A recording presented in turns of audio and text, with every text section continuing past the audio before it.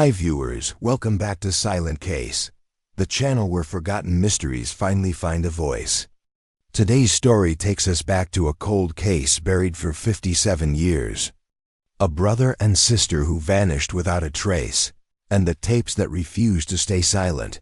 Subscribe now and watch the full story now. On a humid summer evening in 1966, a brother and sister walked into the Pinewood Union Hall and never walked back out. Their disappearance froze a small American town in fear until a forgotten box of tapes surfaced 57 years later.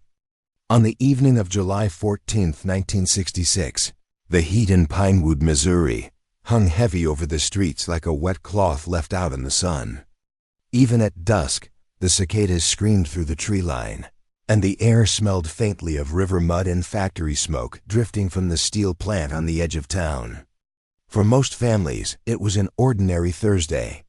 But for the Carter siblings, Ethan, 14, and Lila, 11, it would be the last night anyone ever saw them alive.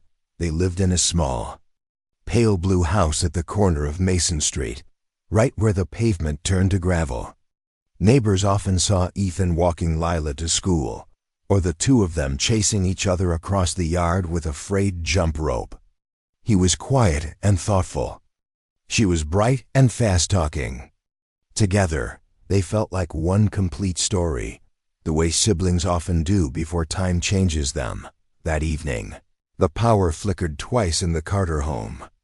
Their mother, Joanne, was washing dishes when Lila came into the kitchen and asked if she and Ethan could walk to the corner store for ice pops. Before Joanne could answer, Ethan called out that they'd be back in 10 minutes. Tops. He grabbed the small flashlight from the drawer. Pinewood street lamps had been unreliable that summer, and the two stepped out into the muggy night. Witnesses would later report seeing them heading toward the old Union Hall, a long weathered building that had once hosted meetings for factory workers. Its windows were boarded, its paint peeling, and its tall front doors permanently padlocked. Children weren't supposed to go near it, but it sat right on their path to the store, and the shortcut through its overgrown lot shaved several minutes off their walk. The last person to speak to them was Mrs. Delaney, an elderly neighbor on her porch. She waved as they passed. Lila, ever polite, waved back. Ethan nodded. Nothing seemed unusual, except the detail she almost forgot: a man in a dark hat standing half-hidden near the Union Hall fence. She assumed he was a worker from the factory, maybe cutting through the property. She didn't think about it again until the next morning. What happened after the siblings stepped into the shadow of the Union Hall remains a blank space in the town's memory. The flashlight beam was seen briefly, a thin cone of light moving across the lot until it disappeared behind the east wall of the building. Minutes later, a distant metallic clatter echoed through the alley.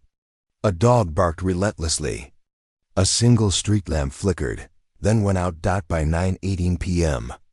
The Carter children still hadn't arrived at the store. At 9:27, Ethan's flashlight was found lying in the weeds near the Union Hall steps. Still switched on, its beam cutting a thin line into the darkness. At 9:32, their mother called the sheriff. By sunrise, Pinewood had transformed. Families gathered in clusters on the sidewalks. Patrol cars lined the street. Volunteers spread out across the fields and woods. Every mother kept her children inside. Every father checked the locks twice. Something had broken loose inside Pinewood, the kind of fear that travels faster than sound. Just before noon, a deputy discovered a single canvas shoe, covered in dew, resting against the Union Hall's locked front door. It belonged to Ethan. There were faint scuff marks on the wood, as if someone had kicked or pushed against it. No one could explain how the shoe ended up there, because, by all accounts, no one had been inside that building for years. And that is where the real story begins, because within 24 hours, the town would discover something far more unsettling than a missing pair of siblings. Something that suggested Pinewood had secrets buried far deeper than anyone ever imagined. By the time the sun rose fully over Pinewood the morning after Ethan and Lila vanished, the town had shifted into a state of quiet panic. The blue skies and warm breeze did nothing to soften the tension that clung to Mason Street. People moved differently, slower, watchful, speaking in half-whispers, as if the air itself might be listening. Pinewood wasn't used to tragedy. Most residents still left their houses unlocked. Children rode their bikes until dark. Strangers were greeted with small-town courtesy. But one missing night had changed all of that. Sheriff Raymond Holt, a broad-shouldered man in his early 40s, was already pacing near the Union Hall by 7 a.m. He had been awake since before dawn, replaying the same questions over and over. Who had been near the hall? Who heard something? Why a shoe? Why here? The sheriff wasn't inexperienced, but he also wasn't prepared for a case like this.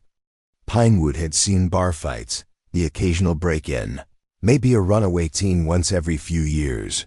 Nothing that pulled national attention or required outside agencies. Deputies taped off the Union Hall lot. Parents gathered behind the barrier, clutching their children close, as though proximity to the building alone carried danger. The hall seemed to stare back at them, its boarded windows expressionless, its locked double doors holding secrets in the dark.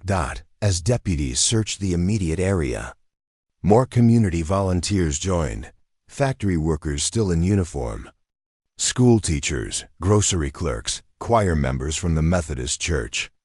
Pinewood mobilized with the kind of determination born from fear and guilt. Everyone believed they should have seen something, heard something, stopped something. They spread out into the surrounding woods. They combed the riverbank. They checked cars, sheds, ditches, drainage tunnels. Nothing. Not a piece of fabric, not a new footprint, not even the echo of a child's voice. Sheriff Holt interviewed Mrs. Delaney, the elderly neighbor who saw the siblings pass her home the night before. Her hands trembled as she recounted the moment. She mentioned the man in the dark hat, the detail she had nearly forgotten. Holt questioned her gently, but every time he asked for specifics, her memory wavered. Maybe he was tall, or average. Hard to say in the dark. Was he watching them? I don't know. I thought he was just passing by. Her uncertainty frustrated the sheriff, though he hid it well. The timeline was growing holes faster than he could fill them. Other neighbors claimed they heard a loud bang near the hall, but their accounts conflicted. Some said it came around 9 p.m., others insisted it was later. A few admitted they'd turned up the radio to drown out fear. Pinewood was suddenly full of near memories, sensations people weren't sure they had actually felt. By mid-afternoon, reporters from nearby counties had already arrived, setting up tripods and microphones outside police tape. They interviewed residents who were still shaken and confused, amplifying the sense that something monstrous had entered the town overnight. Inside the Carter home, the atmosphere was suffocating. Joanne Carter sat at the kitchen table, fingers clutched around a coffee mug she never drank from.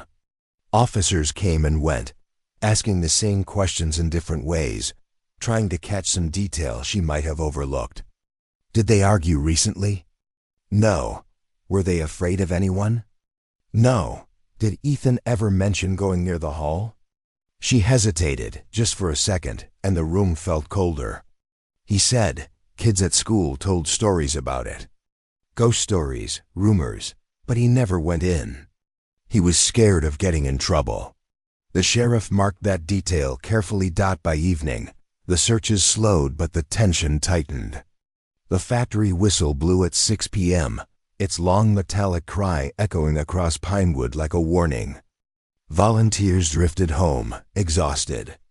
Deputies remained late into the night, headlights sweeping through trees, beams slicing the darkness. Still, the investigation yielded nothing new, but Sheriff Holt couldn't shake the unease, the sense that the Union Hall was more than a backdrop. He kept returning to the locked doors, the scuff marks, the missing hours between sighting and disappearance. At 11:14 p.m., He stood alone in front of the hall, staring at the padlock, listening to the building settle the way old wooden structures sometimes do. A gentle crack, a soft creak. Harmless sounds under normal circumstances, but tonight, they felt like whispers. He didn't know it yet.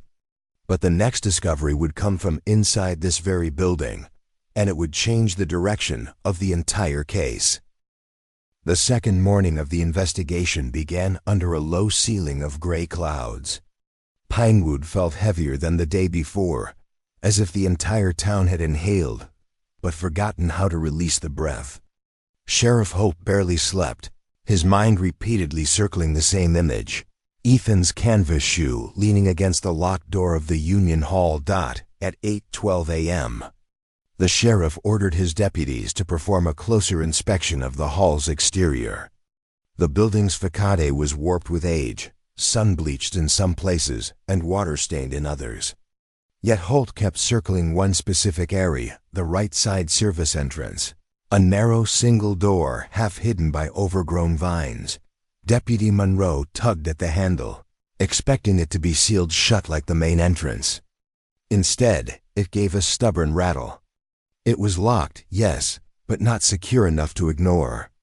Holt leaned in, brushing away the tangled vines. That's when he froze.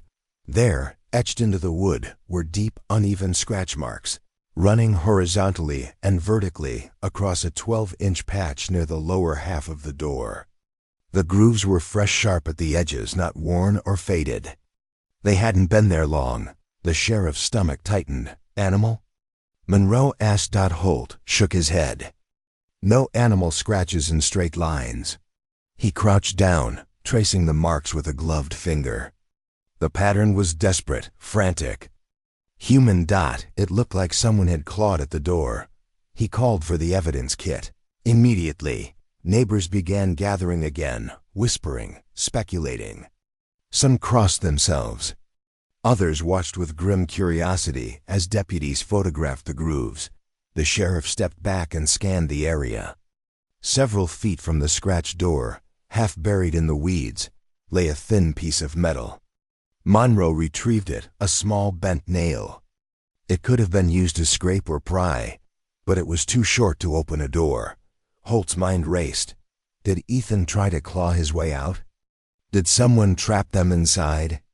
Did the kids attempt to signal for help?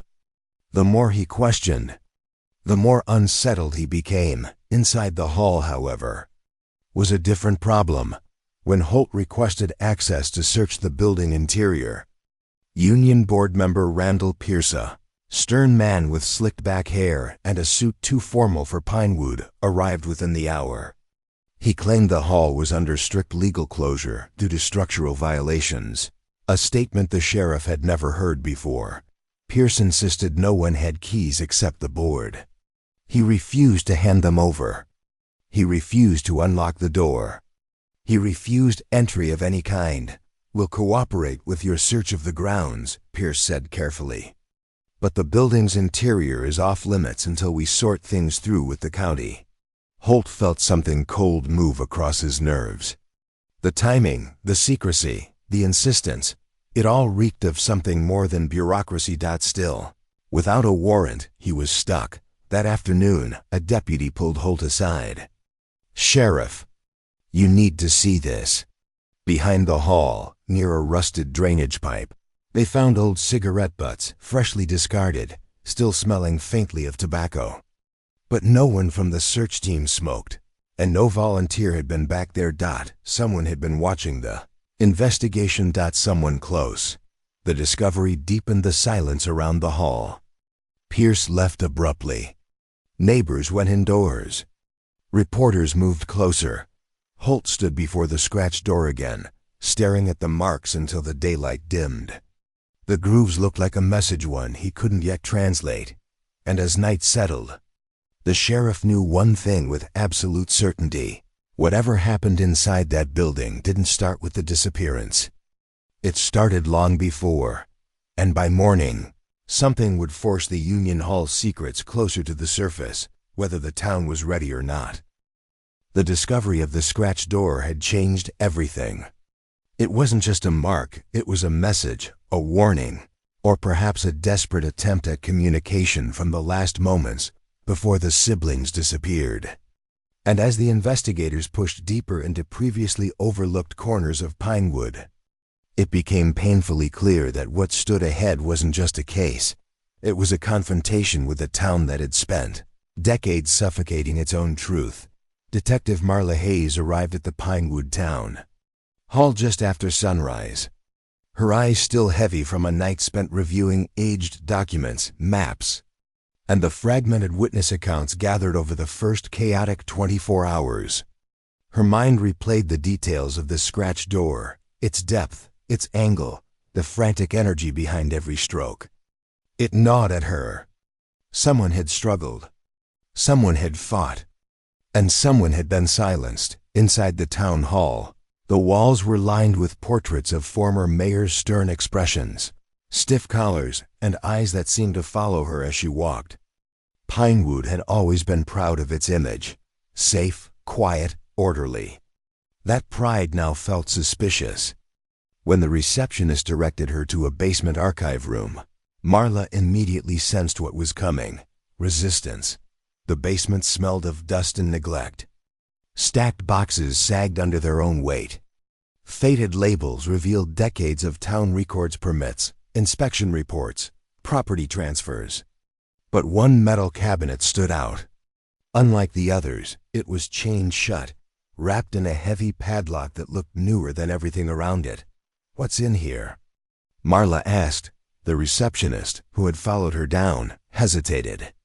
"Old files. Things the council decided weren't needed anymore."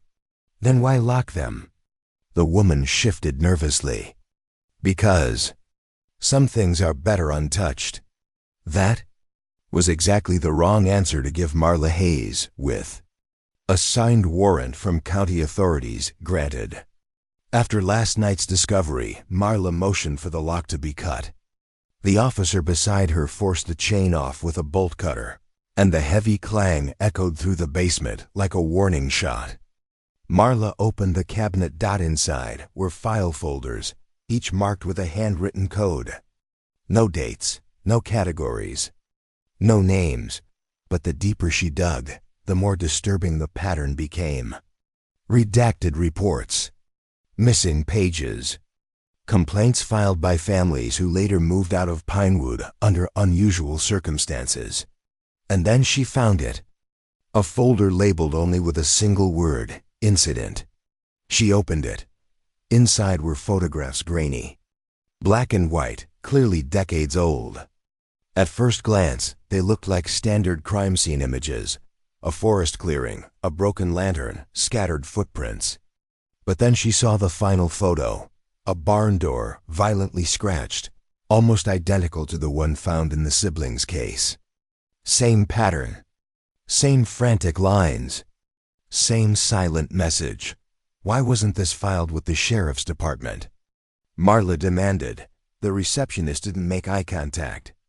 Because the town council didn't allow it. Marla's frustration hardened into suspicion. Who ordered the files buried? "I can't say." The woman swallowed. "I signed an agreement." "This is an active investigation," Marla pressed.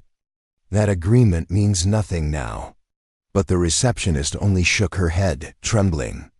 "You don't understand. Some people here, they don't like questions. Especially not old ones." A chill ran through Marla.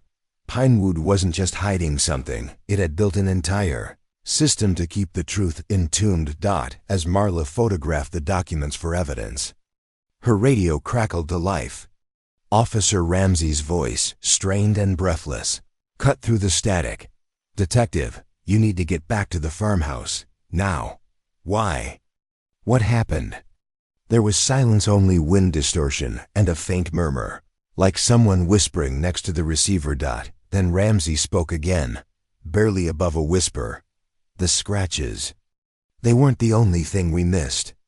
Marla felt the floor beneath her seem to shift. "Ramsey, say that again." I think the kids tried to leave a second message. Something inside the walls. The line cut out. For a moment, the basement felt unbearably claustrophobic. Between the sealed files, the buried incidents, and now a second message hidden at the farmhouse, one truth was becoming undeniable. This disappearance wasn't sudden. It wasn't random. And Pinewood's silence had been carefully, deliberately constructed. Marla grabbed the files, her pulse rising. Whatever had been sealed for decades was starting to crack open. And someone in Pinewood would do anything to keep it buried a little longer. Detective Marla Hayes drove back toward the old farmhouse with the confiscated cabinet files spread across the passenger seat, the late morning light flashing over them like a stuttering warning. Ramsey's final words before the radio went dead replayed over and over in her mind. Something inside the walls. After the sealed archives, after the scratched door, and after seeing a nearly identical incident buried 5 decades earlier, the weight of Pinewood's secrets pressed down on her like a tightening vice. When she pulled onto the gravel driveway, the farmhouse looked almost unchanged since the night the siblings vanished. Weather-beaten boards, creeping ivy, and windows clouded by time. But something in the air felt different, charged, tense, as if the house itself knew that its silence was finally being challenged. Inside, Ramsey stood by the living room wall, his flashlight trembling slightly in his hand. "Show me," Marla said.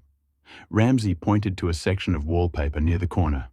I peeled this back a little and found something carved underneath. His voice cracked, not with fear, but with disbelief. Marla crouched, carefully lifting the peeling wallpaper. What she saw made her breathe in sharply. Hidden beneath the layers was a series of markings, lines, slashes, numbers. Not random, not panicked, deliberate, and old. Ramsey whispered, "This wasn't carved by the missing siblings." Marla examined the carving more closely. The edges were worn, almost softened by age. Whatever message had been left here, it had been waiting a long time. "How old do you think?" she asked. "Decades," Ramsey replied. "Maybe more." Marla stepped back, connecting the pieces in her mind. The scratched barn door, the archived photos showing the same pattern from an incident Pinewood refused to acknowledge. The receptionist's warning about people who don't like questions. And now this, markings inside a wall that predated the current case entirely. "This house has seen something before," Marla said quietly. "Something the town tried to erase." Ramsey nodded. "That's not all. Look at this." He pulled a folded paper from his pocket, found it stuffed deep behind the wall insulation. Marla unfolded it carefully. It was a fragment of an old photograph, faded, torn, edges brittle with age. The image showed a group of children standing in front of what appeared to be this same farmhouse. Their clothes suggested the early 1960s. But what sent a chill through her was the expression on their faces, fear disguised as forced smiles. And behind them, barely visible but unmistakable, was the same scratched pattern on the barn door. Marla whispered, "This is impossible." Ramsey shook his head. "There's more. Flip it." On the back, written in smeared pencil, were 3 words: "Find the others." Marla's mind raced. The oldest archived file in the locked cabinet had been labeled Incident, but there were hints, faded index numbers, gaps in sequence, that suggested there had been more than one disappearance, more than one cover-up, and someone, 57 years earlier, had tried to warn the future. "Who are these children?" Ramsey asked Marla. Studied the photograph again. The faces were hauntingly unfamiliar. "I don't know," she said, "but Pinewood does." She returned to the cabinet files laid out across the farmhouse table. One folder, one she had skimmed earlier, now drew her attention. It was dated vaguely with 1960s and filled with incomplete incident reports, each referencing disturbances, midnight noises, and unverified sightings near the old farms. But one report stood out, a deputy's statement, time-stamped 1967, described responding to a complaint about children's voices echoing through the forest, long after the town's only school had closed for the winter. The deputy's final note read, "Area searched, no children found, but evidence suggests activity inside the abandoned farmhouse." The address matched exactly where Marla and Ramsey now stood. Marla exhaled slowly. 57 years ago, something happened here, something involving children, and Pinewood buried it, literally inside the walls. Ramsey asked, "So the siblings? Do you think their disappearance is connected to whatever happened back then?" Marla didn't hesitate. "It's not just connected." She tapped the photograph. "It's repeating." A silence fell over the room, thick, heavy, chilling. Outside, the wind hissed through the trees, carrying with it the eerie sense that Pinewood's past was no longer content to remain buried. Then Ramsey's phone vibrated. He glanced at the screen, his face drained of color. "What is it?" Marla asked. He turned the phone toward her. A new message had appeared, from an unknown number. No text, just an image. A photo of the same children from the torn picture. But this time, the image was clear, sharp, and very recent, as if someone had taken the original photograph and restored it, as if someone wanted them to see the faces again. Below it was a timestamp. Not from 1967, from last night. Marla felt her heartbeat spike. "Ramsey, this means someone is watching us." Ramsey whispered, "Or worse, someone never left." And as the farmhouse seemed to settle around them with an unsettling groan, Marla knew one thing with chilling certainty. Whatever happened 57 years ago had just started again. The farmhouse grew colder as night settled in, the walls creaking as though reacting to the discovery of the restored photograph texted just hours earlier. Detective Marla Hayes couldn't shake the feeling that Pinewood's past was not only awake, but watching. She and Ramsey set up a makeshift workstation on the old dining table, where the torn photograph, the carved wall markings, and the archived files lay arranged like pieces of a puzzle, too old to trust, yet too dangerous to ignore. But it was the small, dust-covered shoebox they found tucked behind the farmhouse pantry that seized Marla's attention next.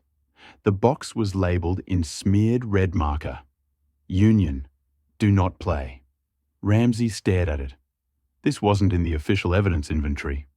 "Which means someone didn't want it found," Marla murmured. Inside the box were 7 cassette tapes, black, unmarked, except for faint numbering written in what looked like pencil, number 1 through number 7.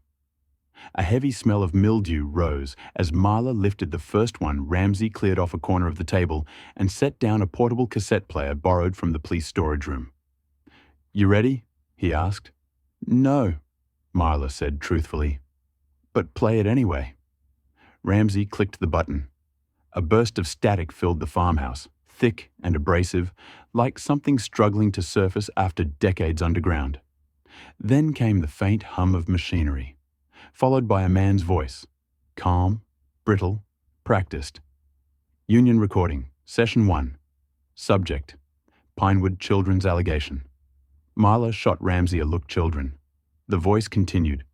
"Report taken July 12th, 1966. Marla felt her throat tighten. That was the exact summer the mysterious children from the photograph were last seen. And 1 year before the siblings' farmhouse was linked to another incident. The man's voice spoke again, quieter now. "We have been instructed not to escalate this matter beyond the union office. The sheriff advises silence until further notice." Ramsey whispered, "Union office? As in the old lumber workers' union down on Briar Street?" "Yup, the one they closed in the late 70s and boarded up," Marla said. "Looks like they weren't just managing lumber contracts." Static flooded back in, then soft footsteps, a sniffle, a trembling voice of a child. "They told us not to talk, but the scratching started again." Marla froze. The child spoke again, barely above a whisper. Something was in the barn. Before they could hear more, the tape spiraled into a warped screech and cut off abruptly. Ramsey hit stop. "Jesus, that wasn't just a witness interview." Marla nodded slowly. "No, that sounded like a testimony someone buried intentionally." She pulled the second tape from the box. "Play the next one." Tape number 2 clicked in, more static. Then the same man's voice, but this time tense, hurried.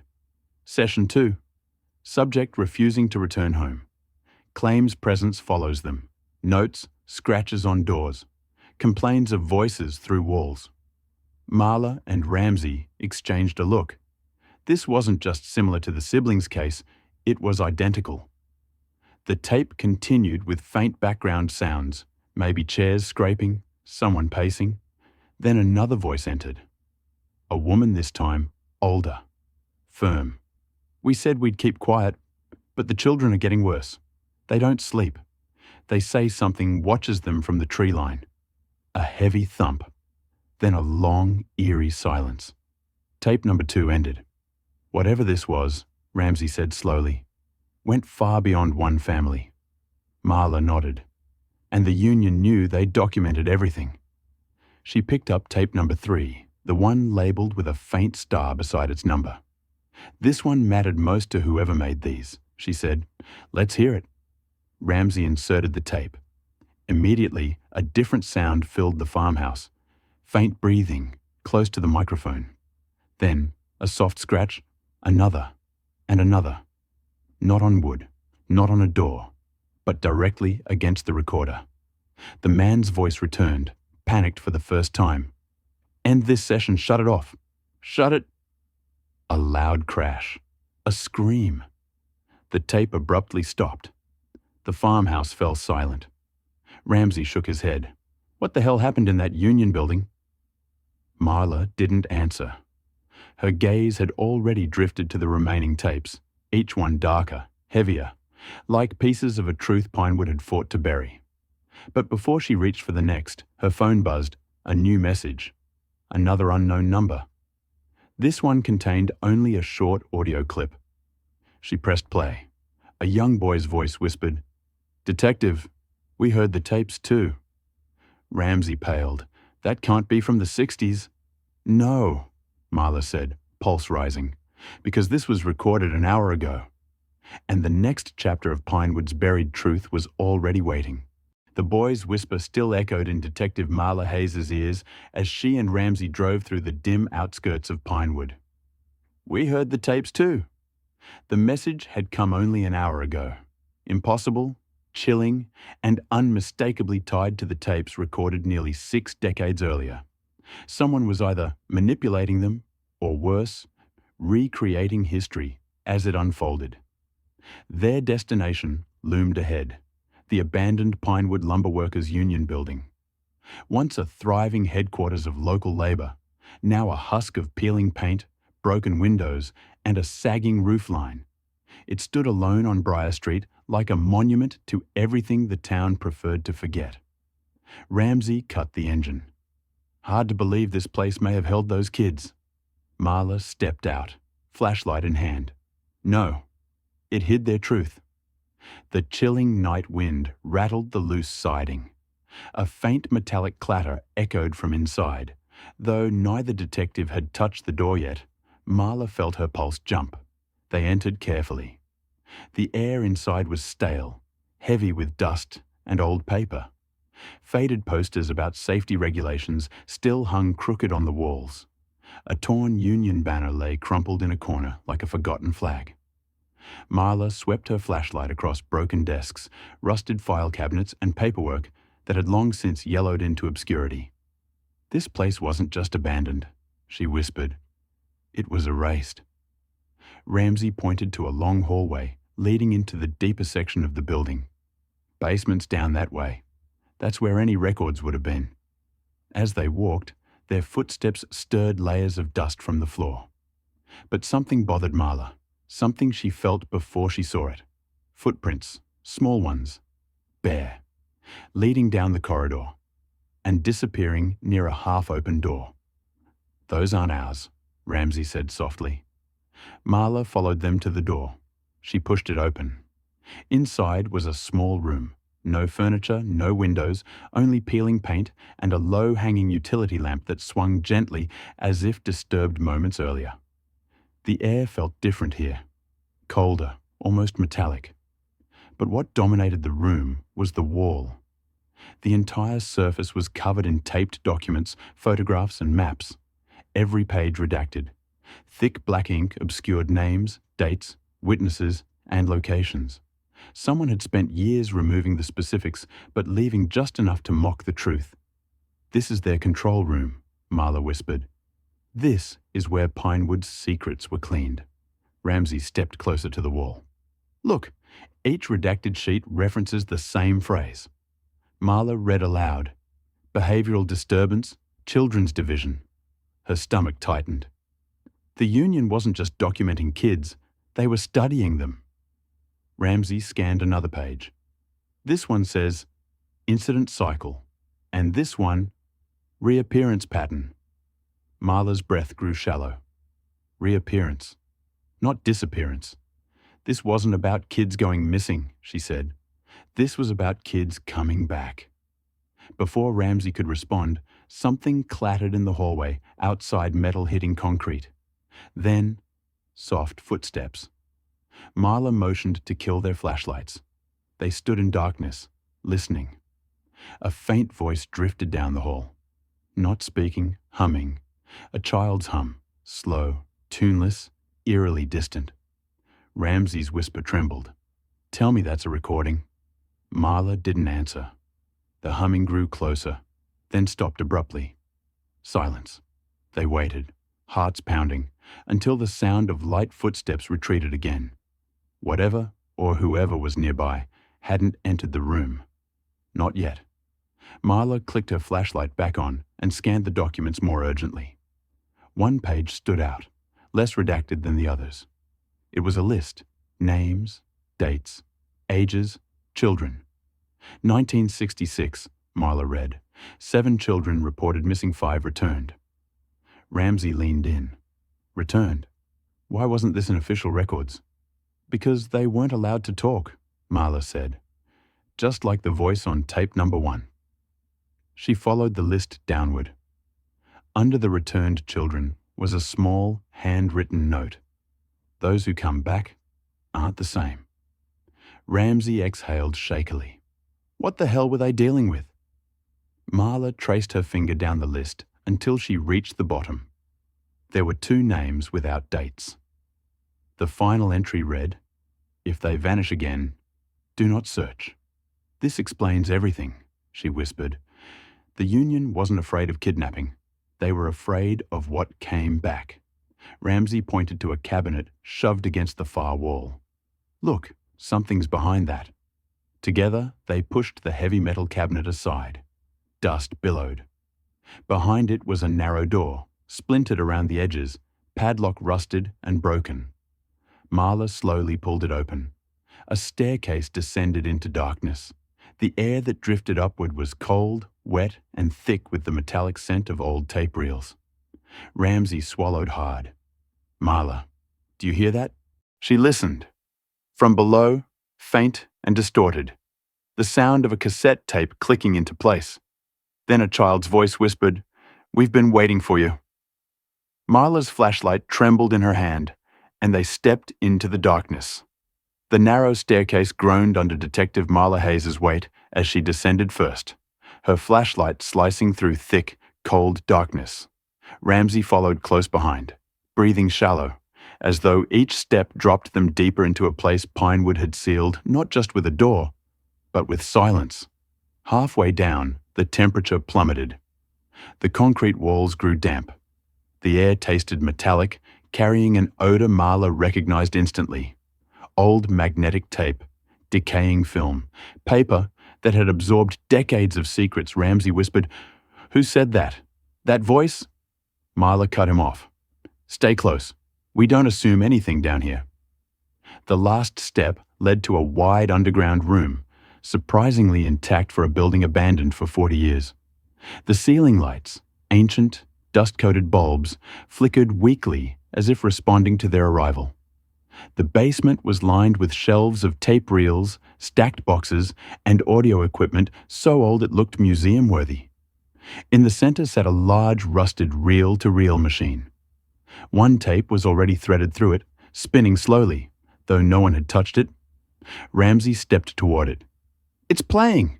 But the speaker's off. Marla scanned the room. No, someone turned it on before we came in. A chill ran through her. She approached a table cluttered with folders stamped Union Archive. Restricted. Most were empty, but a few still contained sheets covered in handwritten notes, diagrams, and timelines.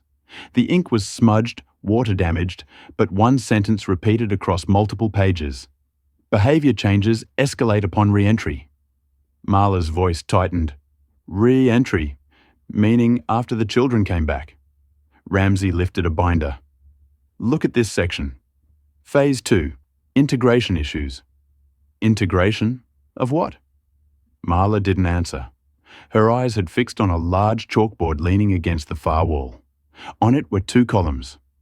Disappeared returned under disappeared, several names from the 1966 case under returned, only 5 names. But each was crossed out with thick black chalk. Ramsey asked quietly, "Why cross out the ones who came back?" Marla stared, because they didn't stay the same. Her flashlight drifted lower. Words were scrawled beneath. Monitor for mimicry. Monitor for patterns. Monitor for replacement. Ramsey took a step back. Replacement? What were they? A sudden squeal cut through the basement. The reel-to-reel machine slowed, then clicked. The speaker crackled to life, releasing sharp static. Marla and Ramsey froze. Then came the voice. A child. A boy. The same whisper from the text message. Detective Hayes? Are you listening now? Ramsey's eyes widened. Marla, that voice isn't from the 60s. It sounds recent. I know, she said. The voice continued. We've been here before. We left. But the door opened again. Marla stiffened. What door? Static surged, swallowing the words before the tape resumed, softer this time. They made us different. They made copies. They made noise inside our heads. Marla stepped toward the machine. Who made copies? But the tape began distorting, warping violently as the child's voice dissolved into a low, glitch-like groan. The machine sputtered, then stopped. Ramsey whispered, "The recording didn't fail. Something shut it off."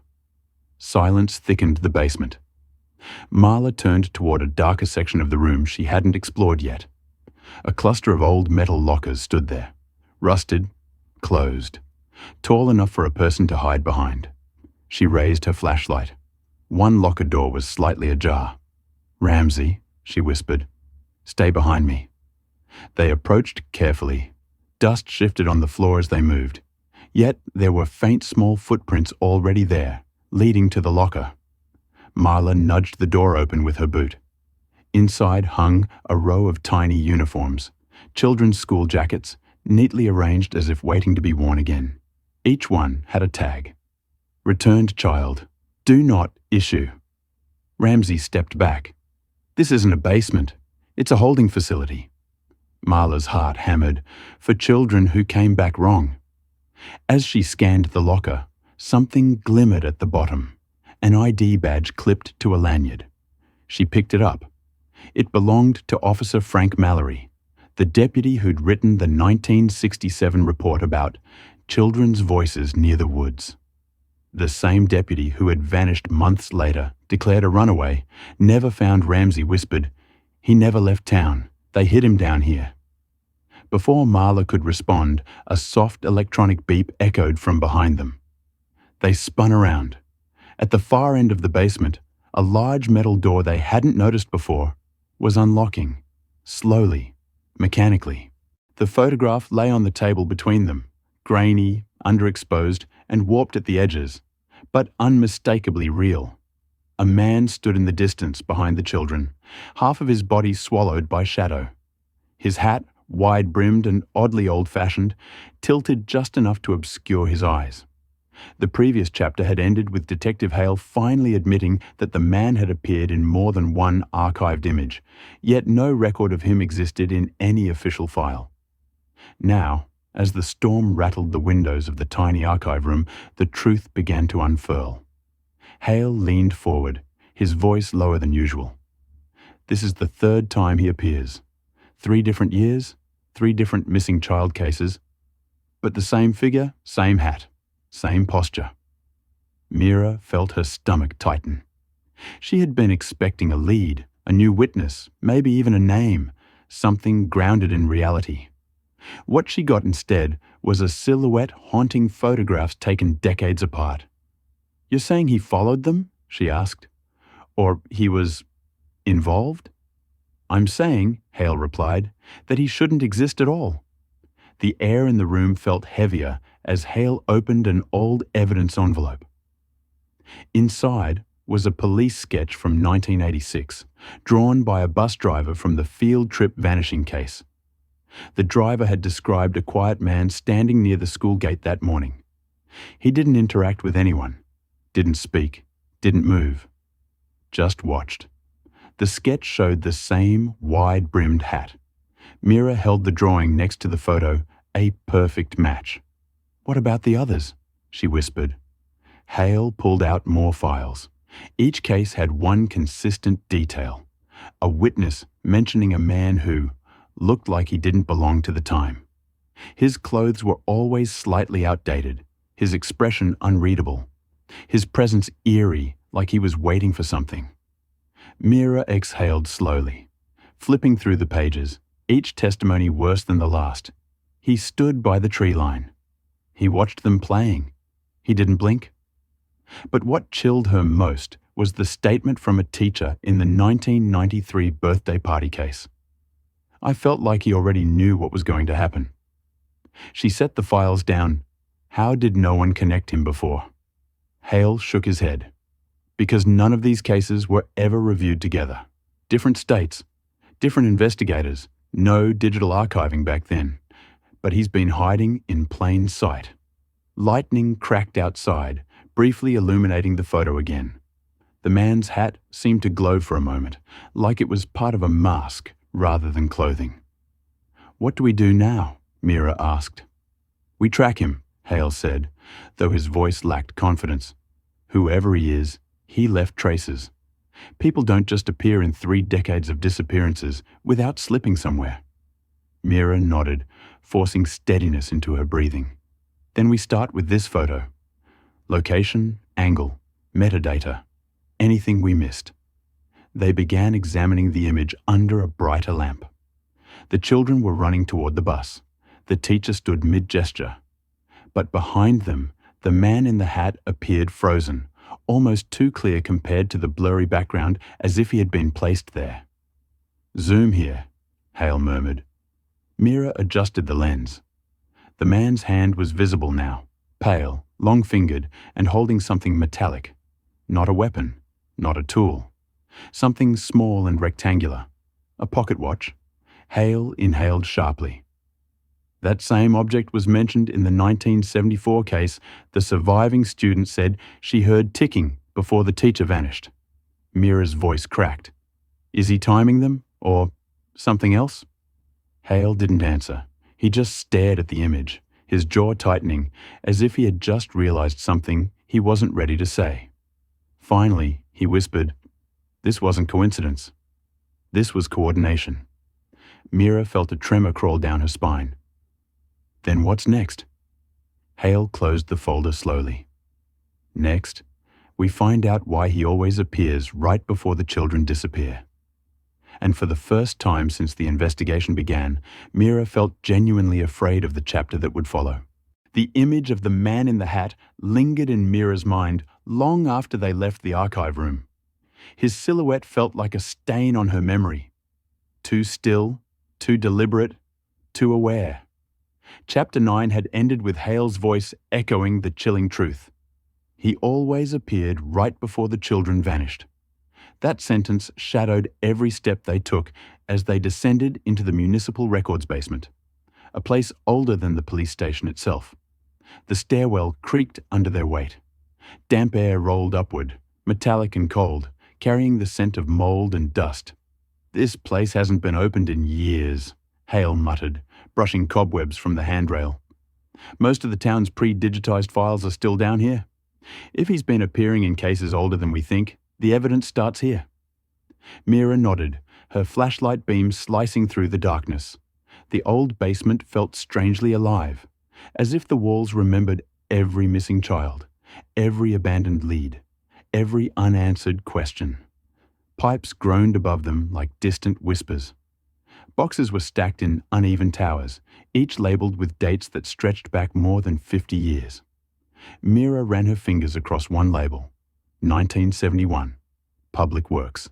Another, 1973, School District. The deeper they went, the older the boxes became, and the more the sense of dread thickened. "We start with the earliest disappearance on record," Hale said, "before the field trip case, before the birthday party, before all of it." He stopped at a box marked 1962, Summer Camp Incident. The cardboard bowed under the weight of time. The case had been briefly mentioned in the digital archives, but most details were missing, lost, or never transferred. Mira knelt and opened the box. A rush of stale air escaped as she lifted the lid.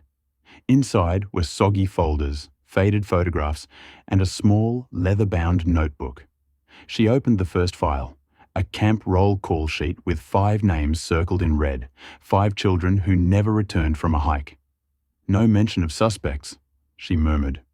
"Check the statements," Hale said. One testimony caught her attention. A counsellor had reported seeing a stranger near the tree line wearing an old-fashioned hat. The same description, the same presence. Decades before the cases, they already knew.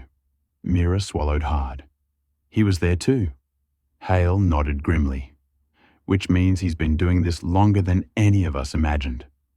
She lifted the leather notebook next. Its pages were thick with humidity, but the ink remained intact. Written in neat handwriting were daily logs by the camp's groundskeeper. Most entries were mundane: weather notes, maintenance issues, animal sightings, until one entry dated August 14th, 1962. "Saw the man again near the old service tunnel. He watched the children enter the woods. Didn't speak when I called out. When I approached, he disappeared underground." Mira froze. Underground? Hale took the notebook from her hands, reading the lines twice. "Service tunnel," he repeated. This building was connected to the old steam tunnels before they closed them off. Mira's pulse quickened. If he used tunnels in 1962, what if he still is? They exchanged a look, fear mixed with possibility. Using the basement map mounted on the wall, Hale traced a finger along faded lines. "There," he said, pointing at a sealed door behind a row of rusted cabinets. "That leads to the old ventilation shafts. The tunnels start beyond that."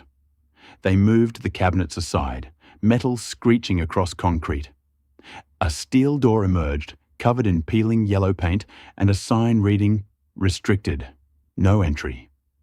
The lock was old. Hale pried it open with a crowbar. Cold, stagnant air spilled out. A narrow corridor stretched ahead, brick walls, low ceiling, thick darkness. Mira stepped inside, her flashlight trembling slightly. "This feels wrong," she whispered. "Which means we're close," Hale answered. They walked in silence, their footsteps echoing. The further they went, the stronger the smell became. Earth, rust, and something faintly metallic. After 50 feet, the tunnel widened into a small chamber. On the ground sat a pile of objects: a child's scarf, a rubber band bracelet, a school badge, a plastic toy. Items from different decades, yet all untouched by time. "He brought them here," Mira breathed. "Or someone did?" Hale crouched. These belonged to the victims. But there was something else, a fresh footprint in the dust. Not old, not historical. Recent.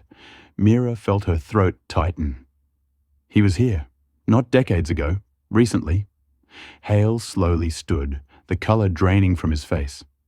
Which means he's not just part of the past, he's active. A distant sound echoed from deeper in the tunnel. A single, rhythmic tick. Like a pocket watch, Mira's voice cracked. "Hale, we're not alone down here." And the darkness ahead seemed to breathe.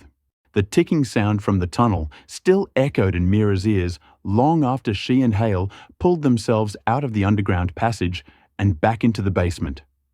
Her hands shook as she braced them against a dusty shelf, breath unsteady. The realization had hit both of them at the same time. The man in the hat was not a ghost from the town's past.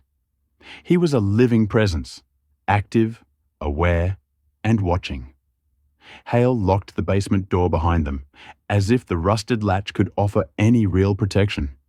"If he's still using the tunnels," he said, voice low, "then everything we thought we were investigating as history is current." Mira nodded slowly, which means someone has been helping him for decades. They moved to the archive office upstairs. The fluorescent lights flickering above Hale spread the worn files across the table. Camp logs, redacted police memos, missing children posters yellowed with age. Everything pointed to one conclusion. The truth had been buried deliberately, piece by piece. "Let's start with the redactions," Mira said, organizing the stack. Every disappearance file from 1962 onward has the same sections, blacked out names, locations, descriptions, even timestamps. Hale tapped one folder. "And look at the signatures on the redaction orders." Mira leaned in. Each document bore initials, E, K, or RL, two names that appeared again and again across 3 decades. EK. Hale flipped through a personnel directory. Edwin Keller, town council chairman from 63 to 78. And RL. Richard Lawson, Mira added, scanning another page. Chief of police from 79 to 91. Both men held powerful positions during the years when cases were sealed, records vanished, and witnesses withdrew statements overnight. But something deeper bothered Mira. Why would 2 officials from 2 different eras continue the same pattern? What were they protecting? Or who? Hale opened another file, this one a faded transcript from a 1984 town meeting. Several paragraphs were crossed out with thick marker, but one sentence remained.